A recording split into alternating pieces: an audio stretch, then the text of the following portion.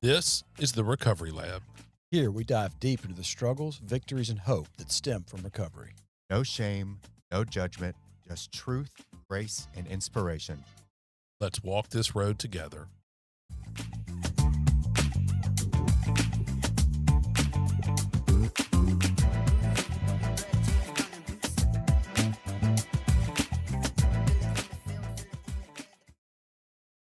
Good afternoon. Welcome back to Recovery Lab. This is episode 145, and I'm Brynn Knox. I'm David Sugg. I'm Daniel Anderson.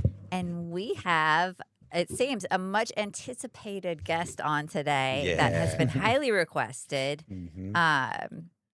That is true. Bonnie, welcome to the studio today. Thank you. I'm Welcome. really glad to be here. Thanks for having me. Thank you. And so this is your first podcast. Ever. First Nerves? podcast. Do we have nerves? Yes, Okay. I'm nervous. I have a microphone right in my face. So, Yeah. yes. All right. Well, I'm so excited you're here. I know that you are pretty much like a pillar out there wow. for a lot of people, and so I would love to hear your story because I've known you for a while, but I've never really gotten to know your story and how you ended up here where you are today. And so, if you're willing, let's get into it. Okay. Well, thanks for having me. You know, I'm Bonnie and I'm an alcoholic. Hey, Bonnie. Thank you. My sobriety date is May 25 of 2012. I was 41 years old when I came into the program. You know, I started drinking when I was 14 years old, and I started drinking probably for the same reason that a lot of people do. You know, I did not feel comfortable in my own skin. I didn't know how to talk to people, relate to people. But you know, when I drank alcohol, it just kind of softened everything, and it made me feel more confident and funnier, and you know, all of those things. And I grew up in Vicksburg, and it was the 80s, and the drinking age was 18 Nice. at the time. Like the legal drinking age was 18.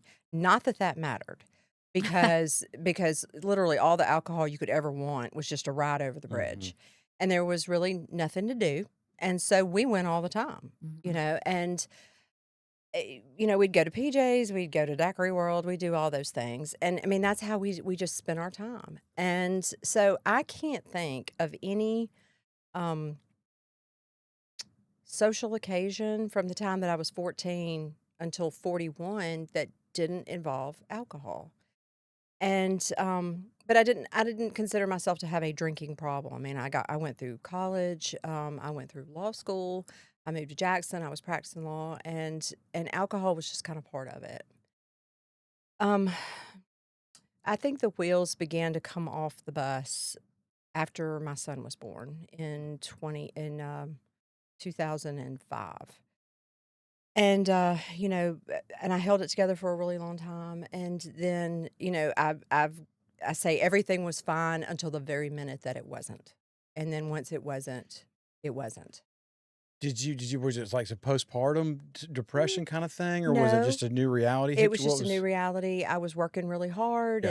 and you know, I work as a lawyer, and the legal profession, you know, lots of professions. It's not specific to the legal profession, but you know, drinking is just kind of part of it. You know, we entertain clients, we go to dinner, we have clerk parties. You know, it was just whatever the occasion was. You know, alcohol was not taboo at Yeah. all. And I was just drinking a lot, and I would never have told you until probably the last couple of years that, you know, I have a family history of alcohol, That's what I was alcoholism. wondering. No, there are multiple people in my family who are sober today. We joke and say everybody that needs to be sober is, so far, you know, Yeah. but I was the first one in my family to get sober, and I really would have told you that I drank myself into alcoholism. I was the girl who drank too much, too often, and you know, I just drank myself into alcoholism. But now, I do think that you know, alcoholism is in my family. You know, my parents did not drink. I do not remember ever seeing my mom or my dad drunk growing up, although, you know, they would drink socially. So, And I think about this all the time. I drank everything that I had worked my whole adult life for away. I Mm. watched it absolutely disintegrate in front of my eyes. And so, I was 41. I was a partner in a large, regional, very well respected law firm. I was married. We lived in a beautiful home. My kids went to private school. And I had everything that, the definition of success, the way the world Mhm. defines success, I had. And, it just vanished. It vanished before my very eyes. And so I found myself, What do it you was, mean it vanished? it was gone. Like I quit my really great job because, I didn't know anything about alcoholism. That's the other thing. I knew nothing about the disease of alcoholism. And I was really disciplined. I've always been very disciplined in all these various areas of my life. You know, I I I was a partner at 32. I was very successful in my work. I was a marathon runner. I've run 5 marathons. I had schedules and checklists and all that. There was all these areas in my life that I was very disciplined, but there was just this one thing. I was that more about alcoholism could be written about me. Mhm. Just I'm that person who tried every imaginable remedy. Yeah. And the part of the book that talks about, we're going to set these rules. We're going to Mhm. draw all these lines in the sand. We're not going to drink before 5. We're not going to drink alone. We're only going to drink wine. We're not going to drink liquor. I am that girl. And so I'm reading the big book, and I'm like, this was written when? Mm. In the 30s? No. Um, I knew nothing at all Mm. about alcoholism. And so suddenly I had, so I quit that job and I took another job because it was going to be anything other than alcoholism. It was going to be, too many billable hours, or I don't like this work anymore, or, they're requiring too much. It was going to be anything. So I quit a job and then, I take another job. And then within 6 months, I'm fired. I get fired for the first time in my life. Fired. Why? Um, because I just sucked. I mean, I didn't show up, and when I did, I was just undependable, unreliable, wasn't getting the work done. I Which was just out of character for you, very, right? well, Mhm. yeah, for that a character for, what my reputation Hmm. was because I was a hard worker and dependable and, all that kind of stuff. So by this time, the wheels are really coming off the Hmm. bus. Mhm. Um, so the job is gone. You know, um, my husband had asked me for a When divorce. they let you go from the job, were they like, "'Cause it's your drinking," or are they Mm-mm, just like non-performance, we don't talk mm-mm. about, just go? Yeah, They didn't even give you okay. yeah, yeah. It's just not a good fit. Ok Not a good fit. That's actually a good story. I put a pin right there because I do okay. want to come back to that. And so, that's November of 2011. And, so I opened my own law firm. I opened my own law firm, and my office I choose for myself in Highland Village. I don't even think I've ever told this story, this part of the story. I opened my office in Highland Village because there are bars in every corner of Highland Village. There is a gas station in the parking lot, and my favorite liquor store is across the street. And that is no joke. Yeah. That is no joke. Mm. So, not a lot of practice of law happening. I basically did not work from November of 2011 until August of 2012. Thank goodness. Thank goodness. My license has always been in good standing. That was God's protection. So in the spring, um, my husband asked me for a divorce. So my marriage is gone. We don't. I'm not making any money. I'm spending everything that I have saved because I've got 2 children in private school, and it's crazy how fast Mm. it goes. And I remember telling myself, I'll address this problem, when it's really a problem. And the way I defined really a problem was when, my bank account is at 0. Mm. And that happened really fast. My family was done with me. They had just stopped speaking to me. My brother actually, one of his oldest child was graduating from high school that year. and they had sent out invitations, and he actually called me and took my invitation back. He was like, "You're not welcome. We don't Mm. want you to come." Wow. Um, and he had every right to do that, because at this point I am unpredictable. Am I going to get up there and make it all about me and ruin her graduation? So I was uninvited. At the time, did you feel like he was overreacting, or I just were you thought he like, was I being, get it? I mean, it's resentful, Yeah. I mean, making excuses. He's just being ugly to me, Yeah. Um, but something inside me knew that, that things were really out of control. And because I'm drinking 24/7 at this point. If I am awake, then I've got alcohol in me. I was um so physically dependent on alcohol that my body was waking me up in the Mhm. middle of the night with, the I'm shaking, I'm burnt, I'm sweating through my clothes. By the same Mhm. time, I'm freezing cold. My heart is fluttering, and the only way to stop all of this is to get up and go have some alcohol. So I am so physically dependent, and I don't, but I still don't know anything about alcoholism. I just know that I am very physically dependent. So How old's your son at the time? they were little, 5 and 8. They were a 4-year-old kindergarten and 3-year-old kindergarten. They're very young at the Mm. time. So, Stewart asked me for a divorce and told me I needed to get a handle on my drinking. This was early April of 2012. And I was going to show him. Mhm. So I just didn't drink anything. And y'all know, You self detox and just got off well, it? Mm. that was, and I was really, really, really sick. And so a friend of a friend of a friend called me. It was actually Carol S. that eventually called me. I don't know if y'all know her, Mm-hmm. but was talking to me, and she suggested that I go to the hospital, just let them listen to my heart. And so I did.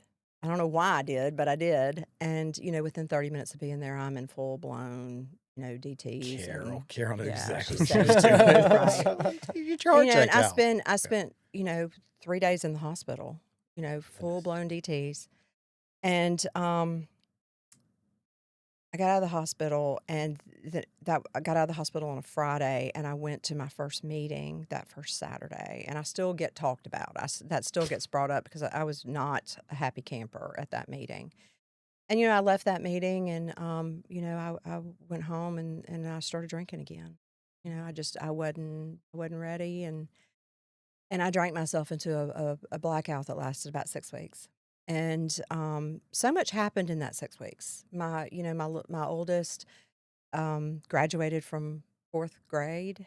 I think I said, did I say 4th grade? No, she was in the 4th grade. And then my son was in 4-year-old kindergarten. And I missed it. I missed her graduation Mm. because I woke up on the morning of May the 24th, and I knew. I knew that was the day. And it sounds very dramatic, but it was. I knew that that was the day that I was going to die. And I did not want to die in front of my kids. And so I asked my then husband to take me to the hospital. And they're getting dressed for graduation, and mom is being driven to the hospital for the second time. And, he dropped me off. He dropped me off. And I don't count May. The last time I had any alcohol was actually May 23rd, but I count May 25 as my sober birthday because, my blood alcohol, once I got back to it was crazy high. And, they weren't so nice this time. Same crew, Hmm. same emergency room crew, not so nice. And they shipped me across the street. And so I spent Memorial Day weekend on the St. Dominic's North Campus, the psych ward. I was there 5 days. I was there for 5 days, and I was sick as hell, just sick as I could possibly be. And so I was medically detoxed 2 times. And it was just, a miracle. I didn't know Carol S., I had no idea who she was. And it wasn't until later that summer that I actually put a name to a face. Mm. And so I got out of St. Dominic's on May 30th, which is my actual birthday. And I went to a bridge to recovery.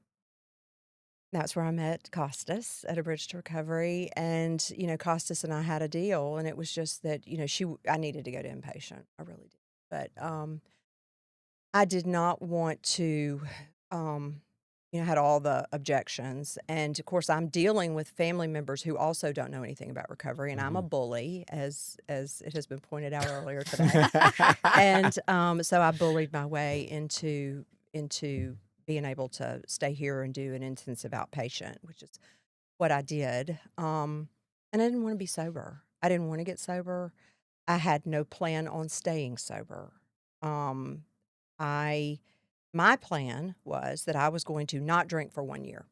I was going to show everybody that I was not an alcoholic and I was not going to drink for 1 year. And then I was going to celebrate not drinking for 1 The year by going to the beach and getting drunk, right? Absolutely. That's what you're going to do. Absolutely. So, and just thank God that didn't happen. I began to recover physically pretty quickly. I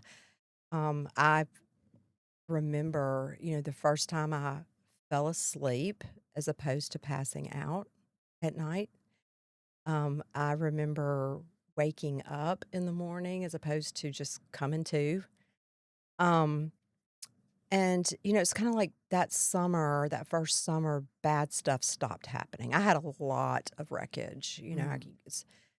It's like we get sober and life doesn't get great. It's like we get sober and we have, for me, I was so far away from the person that I wanted to be and that God wanted me to be. And, I had good people around me. I, I remember driving to Bridge to Recovery, and I went, and Costas made it such that could not work because that was my thing. I have a job. I have not worked at this point in 6 months. Yeah, I don't have a job. Costas I don't put intense and intensive outpatient. Like she Yes. put that there. Yes. Like it's real. Yes. If I was there in the morning. Mhm. She let me go in time to go to a meeting. I came back in the afternoon. I could go home. But I began to recover physically. I began to feel better physically. I remember driving on a Pear Orchard Road and thinking, I don't have any friends anymore. Like all my friends had just gone away. So that was another thing that had gone away. And, I say all of this not as a, woe is me or feel sorry for me or anything like that.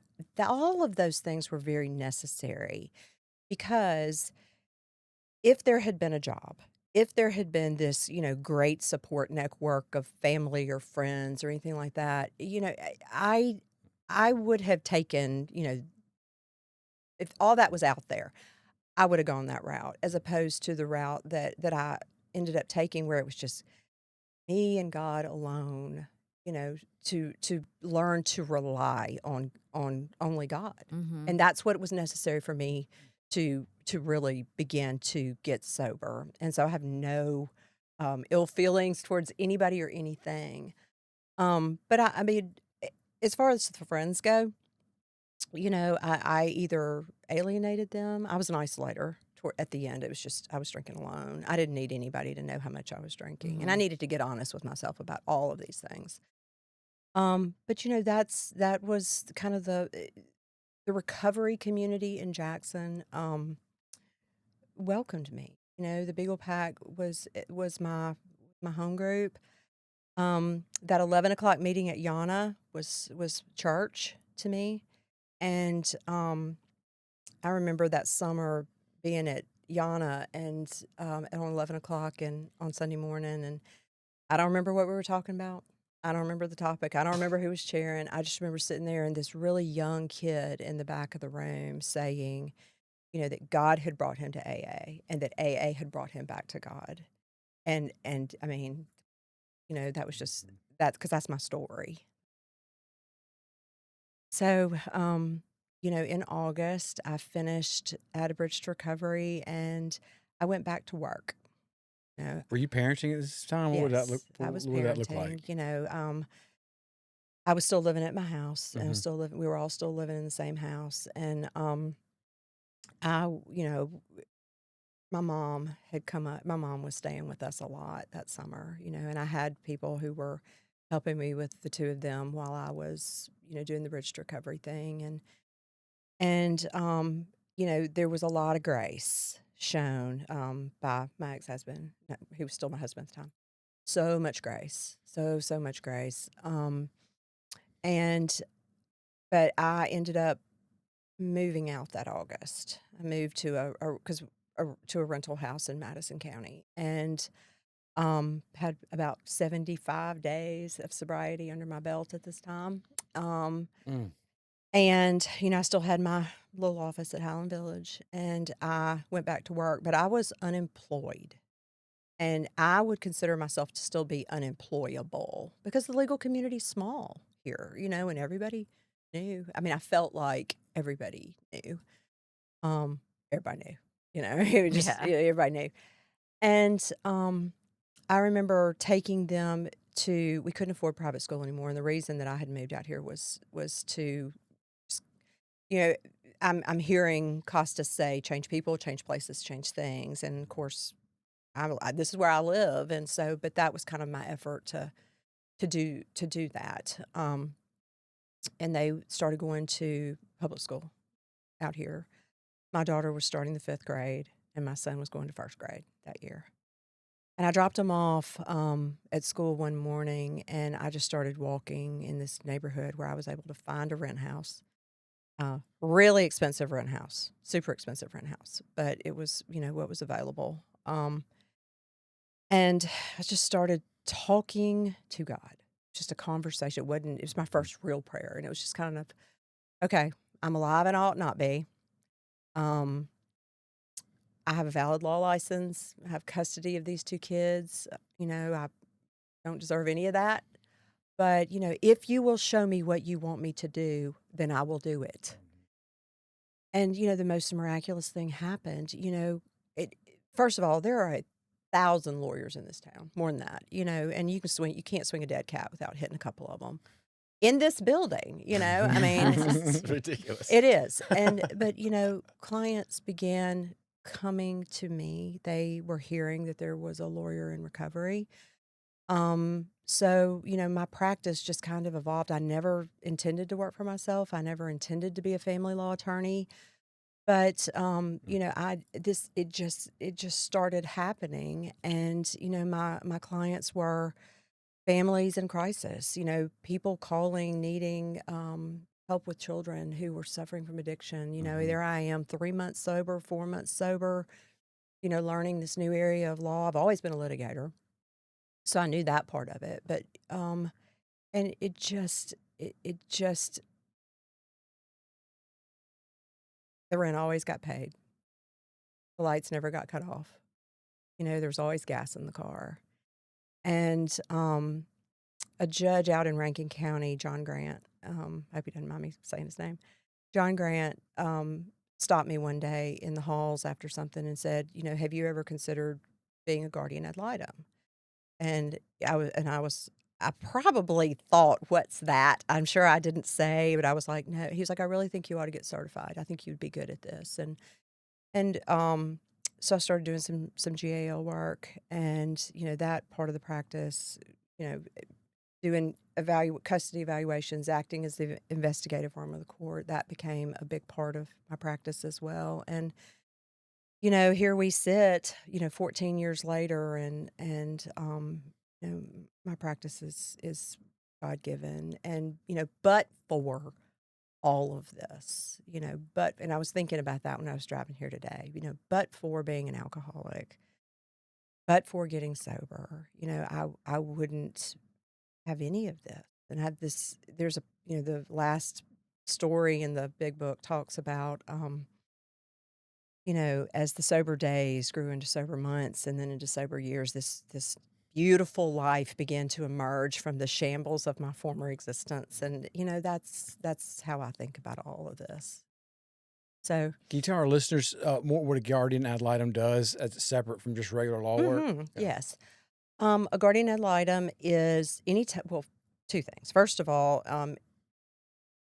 my role as guardian ad litem has been exclusively in chancery court. And there's two ways a GAL is appointed. First of all, anytime that there is an allegation made of abuse or neglect of a child, by statute, the court has to appoint a guardian ad litem. Or either of the parties can just ask for one. And the role of the guardian ad litem in that circumstance is to act as an investigative arm of the court. Basically, the chancery courts take they're the super guardian of children, and they take that role so seriously that they will appoint someone to come in and just take a deep dive. They're not going to count on, just a few hours of testimony. Maybe one side's got a lawyer and the other side doesn't, or, they're just not going to just take a few hours of testimony and make a big decision as to, who's got custody of kids or what a visitation schedule looks like or something like that. They want an independent evaluation, and the guardian ad litem is neutral. They go in and they can talk to all of the witnesses and spend hours with them, go into the home. They can talk to both sides, and then you write a report, you make a report to the court as to what you think is in the best interest of a child. So it's a really important role. It's a really, really important role, and one that it's the way I view GAL work is, I'm giving back to this profession that has given so much to me for so many years. I've been a practicing lawyer for 31 years, and the legal profession has given so much to me. So, when I do it, you work at a reduced rate of pay. But it takes you only have, you have 24 hours, you have just this much time, but you are doing it at a reduced rate of pay. But I consider GAL work to be kind of service to the court, service to the profession, and then, giving back to people. Is it difficult not to take that kind of work home with you? I do take it home with me.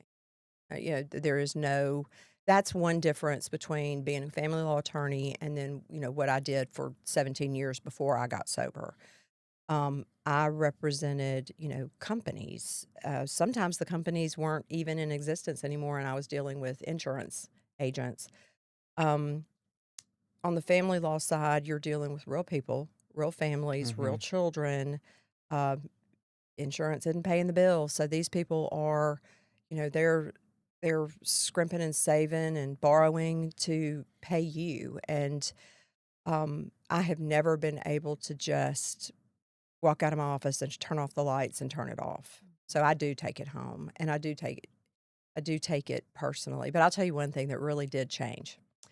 You're dealing with people on the worst day of their life, or the Yeah. worst situations they've ever, divorce. It's painful. Even if it's coming, even if it's the right thing, even if you want it, even if you don't want to be in this marriage anymore, it is deeply painful, and it is very emotional.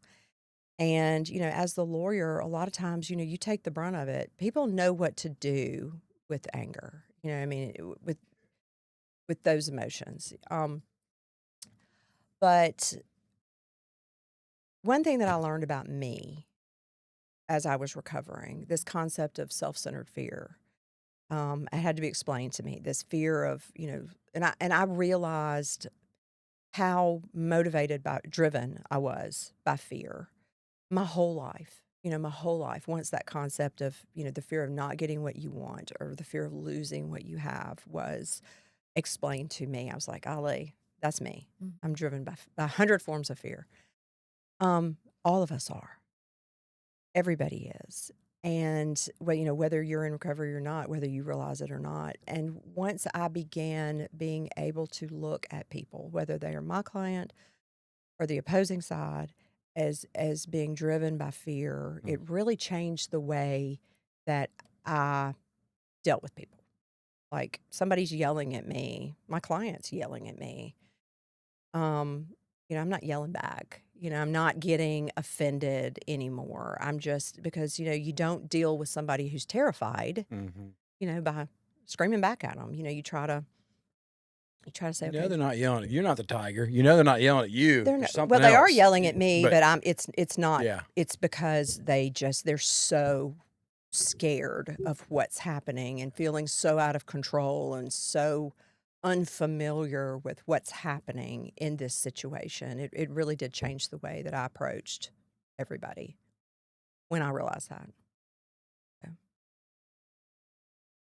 What's been like some of your biggest struggles since you got sober? I know it's been a while since you got sober. But what are some things is there anything that's happened where you're like, I don't know if I can do this sober life anymore, or, maybe some things that are like your weak spots? No.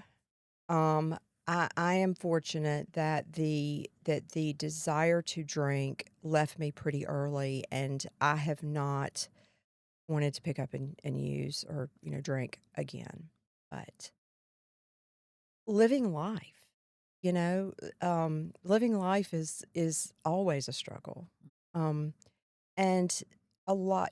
Things started really coming at me when I was 10 years sober. When I was 10 years sober, life showed up, in just some of the rawest ways.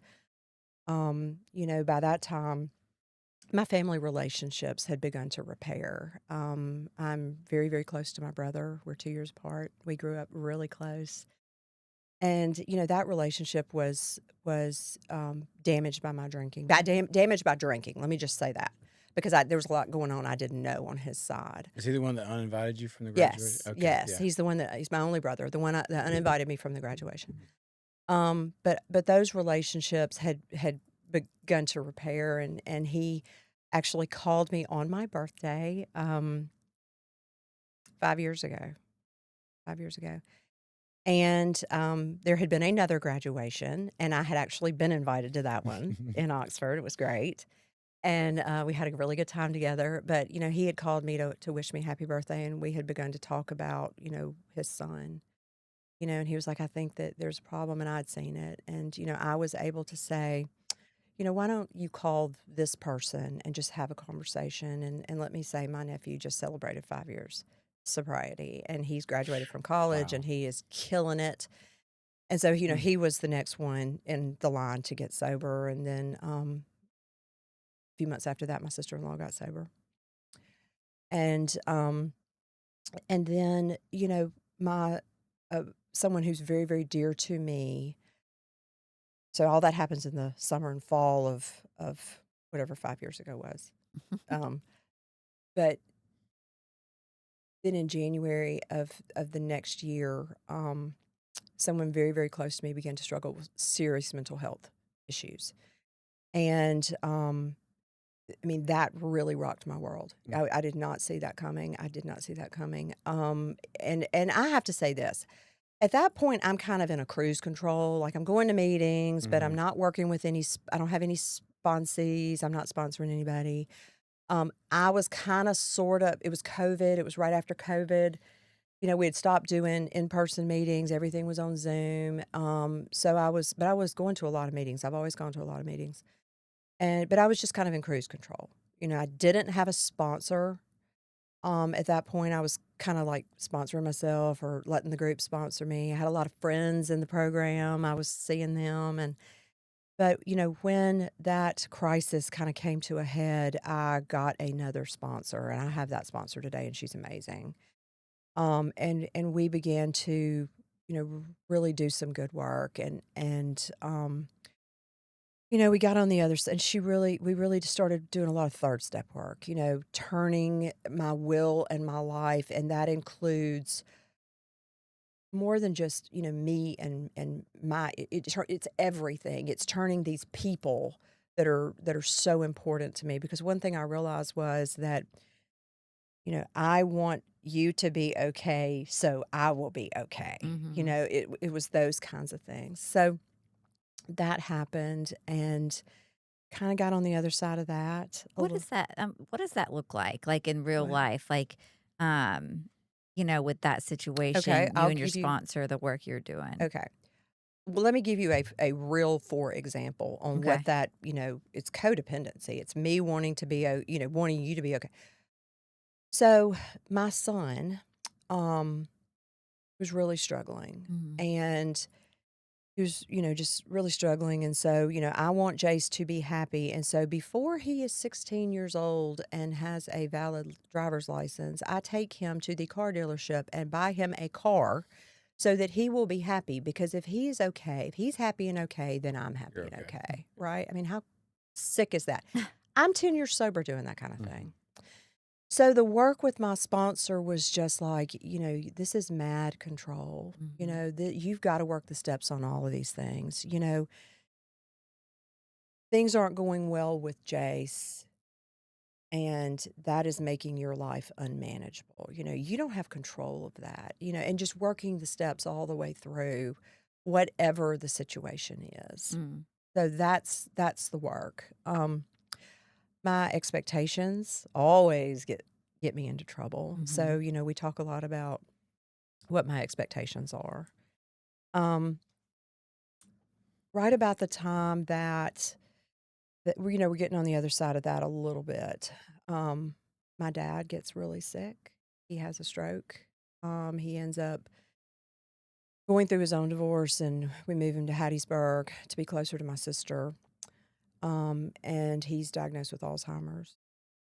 And I mean, I feel like we're just tumbling down a hill, just completely tumbling down a hill.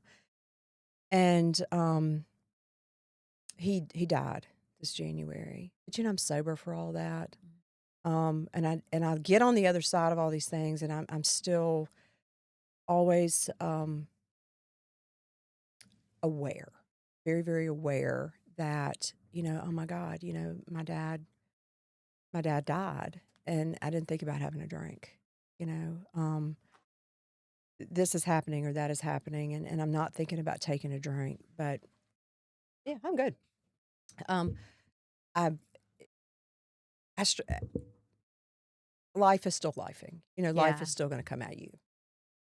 So Isn't it a miracle, like the things that we can get through without yes, a drink? And, you mentioned earlier how that thought has left you. And so for anyone who may be struggling with drinking or whatever they're struggling with, can you explain a little more about like the mental obsession itself, what that looks yes. like and what can happen? I tell people all the time. It's two things. It's two things. There's the physical allergy, and then there's the mental obsession. Mhm. And people come in, the people that I work with will say, I'm just craving alcohol. I'm just craving alcohol. I'm like, no, you're not. You're not craving. Are you drinking? No. When was the last time you had a drink? A month ago. Okay. You're not craving alcohol. Your body, as long as you don't put alcohol in body, your body is not physically craving alcohol. Thank God. Be so Right. happy about that. Now go to work on the mental part of it.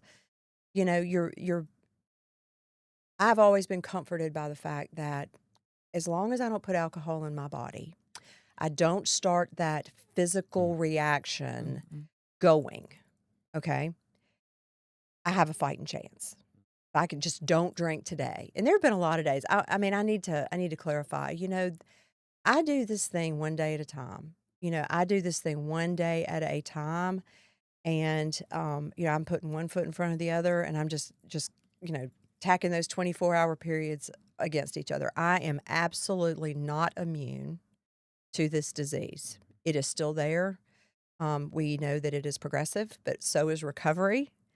And as long as I don't put alcohol in my body, then I'm okay. I got to go to work on the mental part of it. I got to work the steps. I need to have a sponsor. I need to have a community of people that are supporting me in my recovery. I need to be going to meetings. I need to be praying. I need to be meditating. I need to be doing all of these things so that I have a defense against that first drink. There have been a couple of times in my sobriety where I've I've thought about it. And it's been not when things are hitting the fan. When David and I got married and we moved into our new house, I am putting dishes in the cabinet, standing on a ladder. And all of a sudden, I thought, glass of wine would be nice. Fine place to take a drink. On a ladder. And Yeah. I climbed down off that ladder. Yeah. I was like, what just happened? Mhm. I wasn't going to. But, it's so, but those I remember that. I mean, that was 7 years ago. I remember that. It's always there. I'm not recovered. This is not done. This is a lifetime of recovery behaviors, and I'm trained. And I like it now. I like being sober. I don't want to lose my stuff again. I don't want to go back to the terror, the bewilderment, the frustration, the despair that marked those last few days of my drinking, not last few days, but that last period of my drinking and, the first little bit of getting sober. I don't want to go back. I remember it. I remember my last drunk. I remember all that very well, and I don't ever want to forget it. I don't ever want to forget it. And I've never heard anybody tell a relapse story that sounds good to me. They're always pretty grim. Yeah. They're real grim, and so, and I need to keep going to meetings to be reminded of those things, so that it's not me. In your work now as a family lawyer, I'm curious, like, what percentage of cases or situations you're in where you're just like, if somebody in this room would quit drinking and it's not me, then y'all wouldn't need to hire me. Is that like, can you spot that real quick, or is there, If you, I Yeah. mean, I can, and it's funny to me how I got to go back and say this.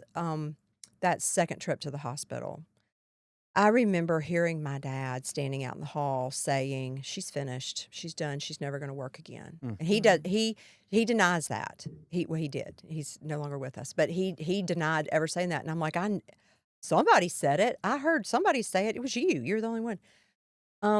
But it's the fact that I'm in recovery, and I don't hide that from anybody. I mean, Mhm. I am not anonymous. I'm not going to blow your anonymity, but for me, I choose to share that. It's a big part of who I am today. Mhm. And so the one thing that really should have ruined it all, it should have taken my life, it should have taken my career, it should have taken it my checking everything. Turned out to really be something that allows me to connect with people, because there are a lot of times where somebody will be talking and I can smell it on them. I can smell it, from across the room. Alcohol. You can smell vodka, by the way, yes, you can. You're not safe there. But, to be able to say, I know what's going on. This is not the end. There is a better life. Just to be able to connect with people on that level, to have a little street cred Mhm. with people, and to be able to say, one thing I'll say this, the courts respect recovery. Mm. It doesn't matter. And as a guardian ad litem, I respect recovery. And the other thing is, you're not going to be able to lie to me about being sober, because I think we can all agree that when somebody is getting sober, even early on, they look different. Mhm. Their eyes light back up. There's something different when somebody is really trying Yeah. to get sober, not just maybe white knuckling it. And I respect that, and the court certainly respects that. Somebody who is trying is going to begin to have connection and access to their kids. You know, they may not have overnight unsupervised all weekend long visitation, but you're going to be able to go and sit down at a table with them and have a meal, have a few hours with them, you know, under loose supervision.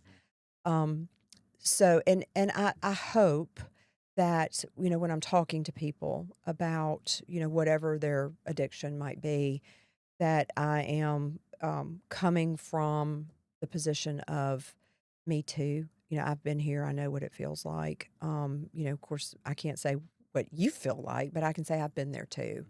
I know how scary this is. I know what you know, hanging on to custody of your kids by the skin of your teeth feels like. And you know, if you will do these things, then you know I'll see it and I'll vouch for you.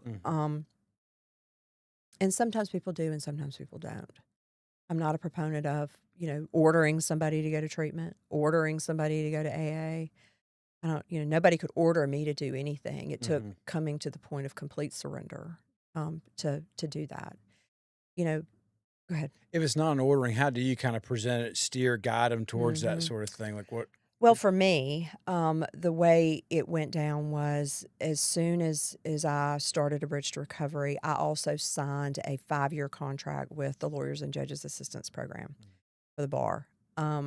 So that was 5 years of going to meetings, you know, throwing that attendance sheet in the basket along with everybody else in court watch, you know, checking in every single day and going and drug testing when my number got called.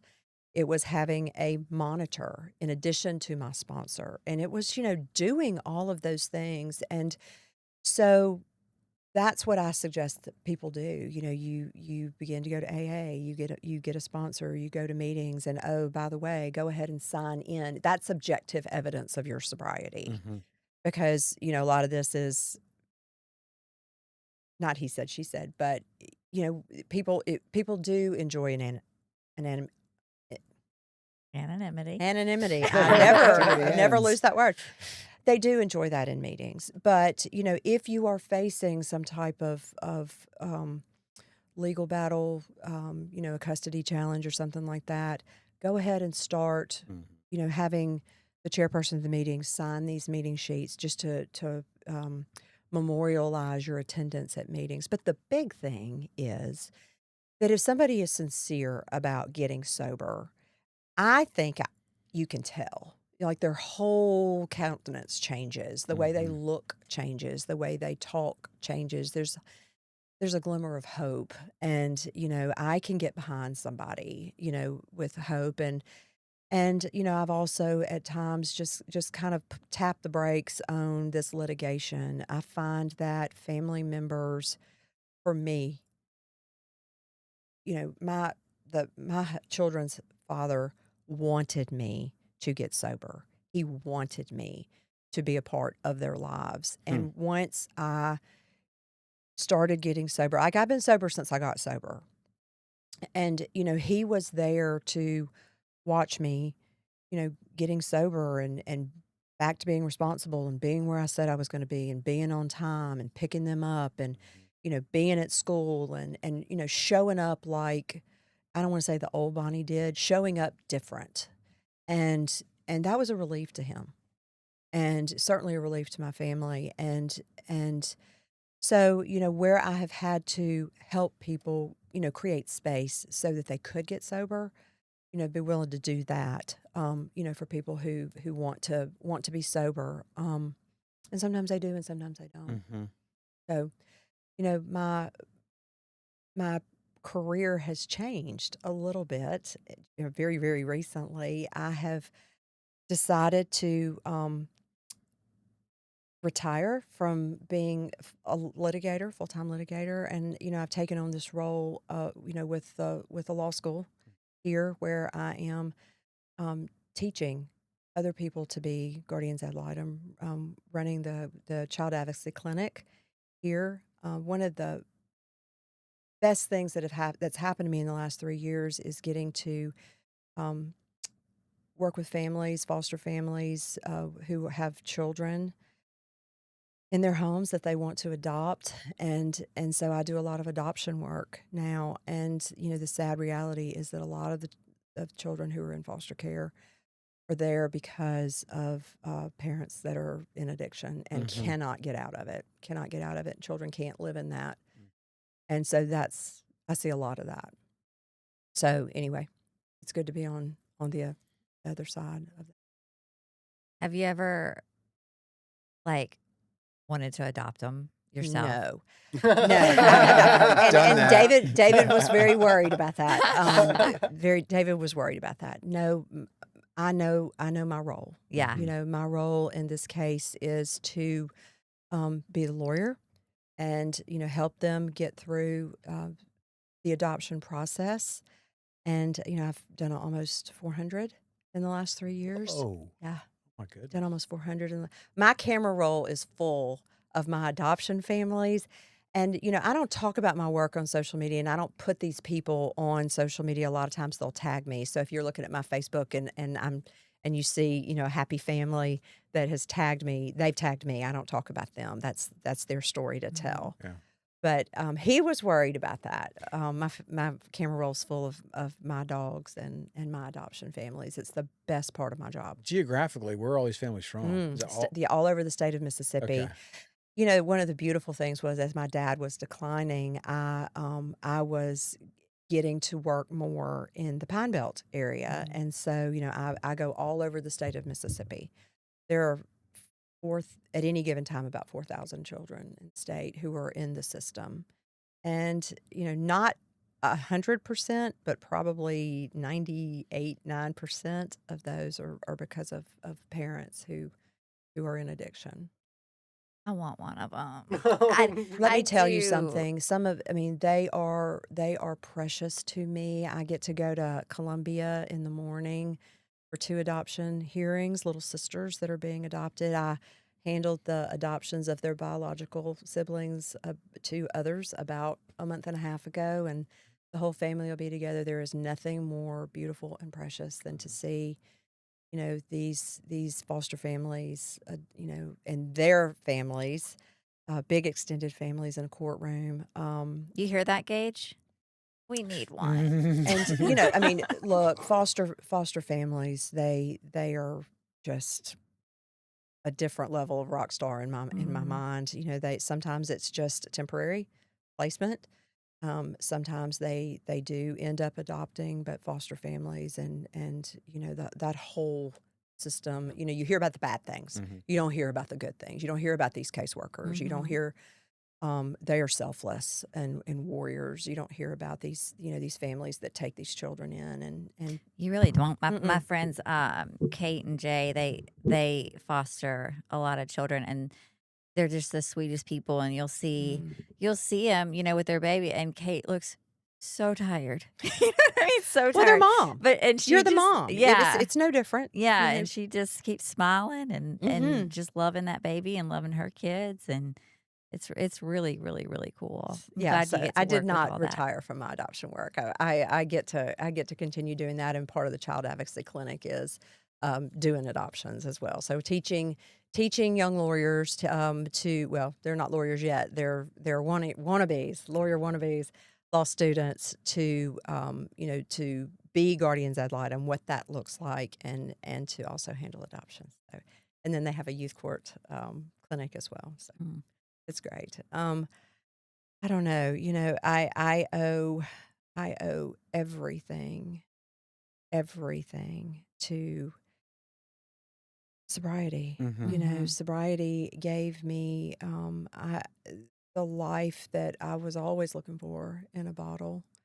I got to do the work, Mhm. but it has given me a life that I do not deserve, and I am so grateful for. It's given me a relationship with God. Yeah.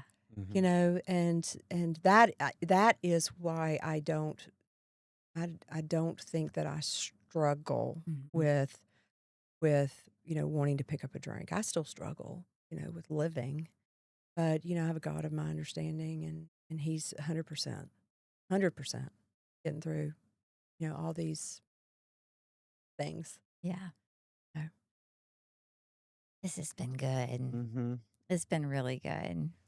I Yeah, appreciate thanks, y'all Brynn, for doing having what me. Daniel and I couldn't do. Ask. Ask and schedule I it. could have sworn I've asked her like 100 times. You at have least. not. In my head, I have. And I've also maybe even gotten a little resentful. You may have been the most hunted guest. Everyone else That's is like, not sure, true. oh, come on. You asked me. You asked me along. You sent me a text message. Would you do the recovery lab? I said sure. Yeah. And the then narrative crickets. you guys Is it my created. fault? Oh, it's me? yeah, It's way to crickets. go, David. Oh, okay. Brynn, okay. You're being a bad Brynn- neighbor. Followed up. That's right. The fortune's in the follow up. Go, Brynn. Go. And she did. She was like, "Okay, when can you do it next weekend?" I was like, "Ooh, I'm out of town next weekend." Okay, how about the next weekend? And so Brynn, yeah, Tenacious. I love it. She's amazing. I'm so glad to be here. I I love this podcast. Thank you. Thank you. So We're really happy you did. It's been a wonderful, wonderful thing, and I don't know. You're a very cool person to know, and it's just Thank so good you. to see you That makes me after feel good. a while. I appreciate you saying that. Yeah. So All right. I'm Well, glad to we be here. will Thank you for see having you me. guys next week, or I think. I'm sure Yeah. we will. I'm sure we will.